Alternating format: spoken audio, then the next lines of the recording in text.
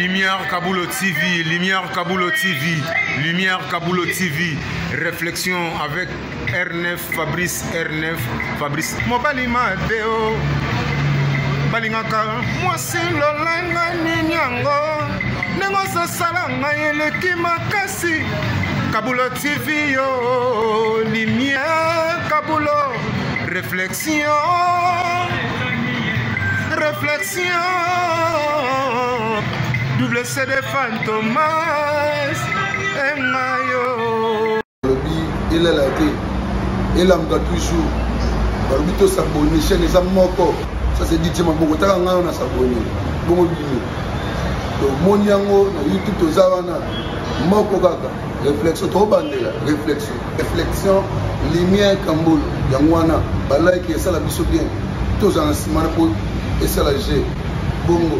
Toujours. Bonjour, Nabande Konabiso, Rosolande émission réflexion. Gasser Adonis, n'a pas répondre à la question où une de Konabiso à moi si à Tony, l'issou mouni nizali ya munene, l'issou mouni nizali ya muke.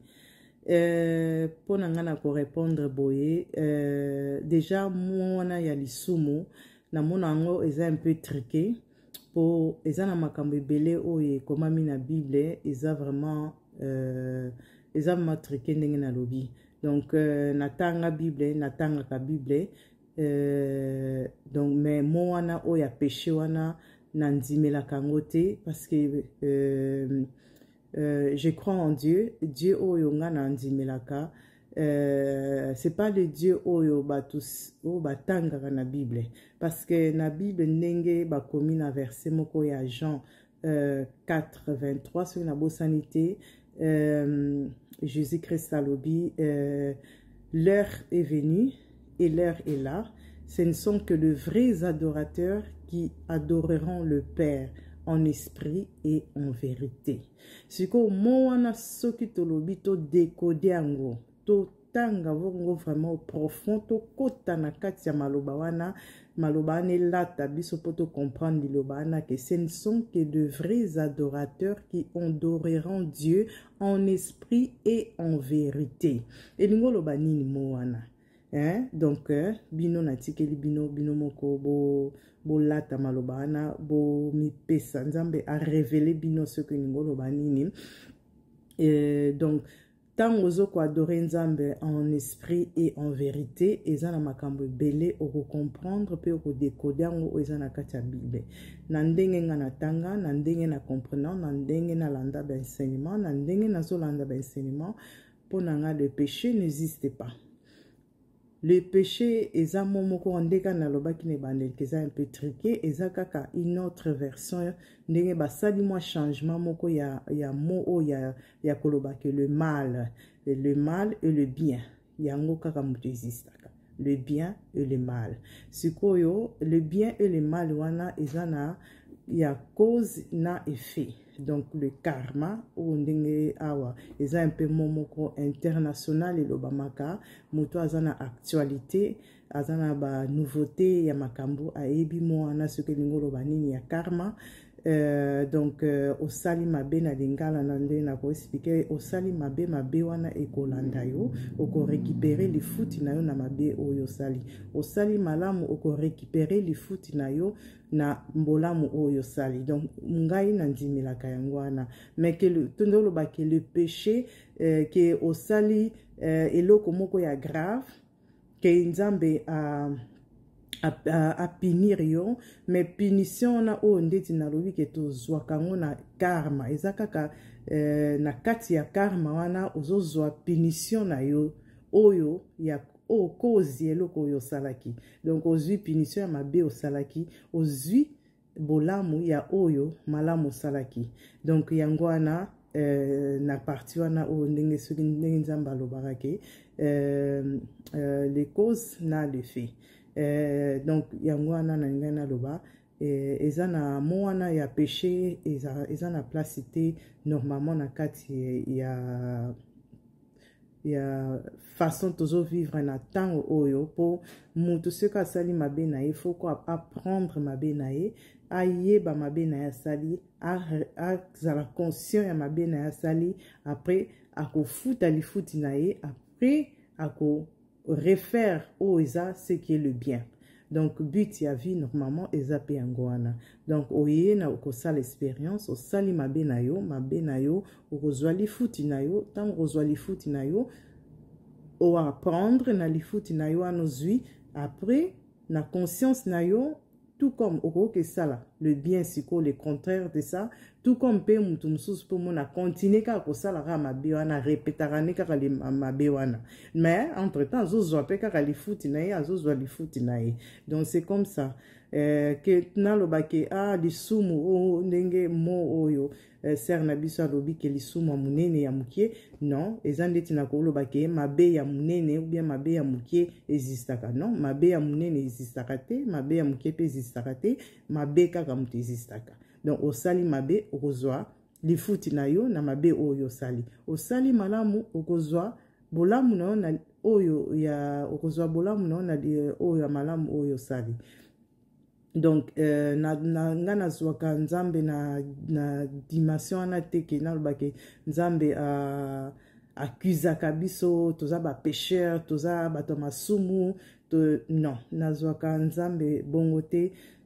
Wana eza vraiment na kati ya religion ya na ba église ndenge même na bible ndenge koma eza na makambo mosusu oyo eza vraiment na place nango te soki okoti na monde spirituel okomprendre makambo wana ke eza na baparti mosusu bamo mosusu ekomami na bible eza nango trike eza na place te na kati na biso profond po bible ya solo eza na kati na biso oyo totangaka wi babengi yango livre babengi yango bible liloba nzambe mais eza ame na biso nde mutu confirmaka ame na biso mutu confirmaka ce qui est vrai. Donc tango tangi liloba tango bapesi yo message moko tango landi baenseignement na oyo nyonso wana oyoki po changement eyaka na koyoka na oyo nyonso wana oyoki eza ame na yo nde mutu akoconfirme si c'est vrai ou c'est faux.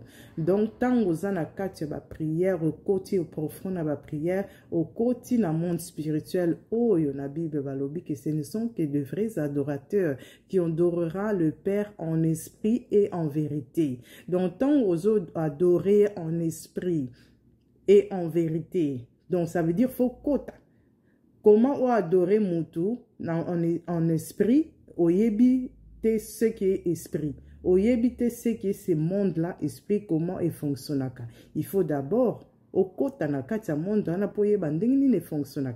Ce qui est na ba loi nini, ce qui est na makamu nini na kati oyo, po nzambe akokisa ba posa na yo. Donc, eza foye bananu makambo sur le monde spirituel nde okoye ba ce qui est adorer comment adorer Dieu en esprit et en vérité. Donc en vérité wana Dieu c'est lui-même qui est la vérité. Donc tant au côté déjà dans le monde wana komi ko adorer na esika wana c'est déjà dans la vérité parce que tu es conscient que tu es dans ce monde là. Et comment être dans ce monde là c'est en toi. C'est en toi, en méditant, en priant. Ezate na ndenge biso balakisa biso na l'église que na ko sala ba veiller ko ganga makasi ou bien quoi que ce soit ko sala ba biloko na nyonso yango ne muto e ko memo proche ya nzambe non eza yango te eza o eza na kati ya mutema nozo oza même na kati ya train oza même na ozo kumba vélo na yo ozo ko adorer Dieu en esprit et en vérité na kati na yo ozo adorer ye moko nzambe tango azawa na azomona ke oui c'est lui c'est ma fille c'est mon fils. Donc bango wana nde mutu bazo ko adorer en vrai et en esprit et en vérité. Donc, bon, on a mis un peu dehors, il y a sujet, mais na bakisa pour tout comprendre un peu que le mot péché, pour moi, ça n'existe pas. Les moments que ça triqué, donc je ne crois pas à le péché, mais je crois à le bien et le mal. Ceux qui n'a sali mabe, n'a li fouti n'a mabe on a sali, et après n'a soit conscient, il y a mabe on a sali, n'a li fouti n'a obligé na linga te na kozwango alors faut kozelango tango ekoya o assumer ne balobaka tango sali mabe faut ko assumer mabe na osali donc yango wana faut assumer ou assumer tant au sein mabe assumer après mabe wana tango ekoleka après ozi conscient ozi mayele donc mayele yaka kaka na mutu asalaka mabe soko osalaka mabe to ozwa mayele nde nini faut sala mabe osala l'expérience o comprendre nde okoyeba likambo donc mabe eza mabe te donc mabe wana yango wana kaka mutu ezo faire évoluer biso yango nde mutu ezo faire comprendre biso monde oyo tozo vivre yango ezo faire comprendre biso comment rentrer dans le monde spirituel, comment prier, comment adorer Dieu en vrai et en esprit. Donc il y a beaucoup de choses qui est cachées. Eza nyonso eza nango na kati ya Bible tout. Nyonso eza na kati ya Bible eza ka faut koyeba ndeni ko décodango ndeko comprendre makambo ebele ce qui se passe ici dans ce monde ici que nous sommes en train de vivre. En tout cas na kati na suki wana j'espère que na répondre na question oyo ndeko na biso moi Satuni. Bonne semaine à tous. Au revoir.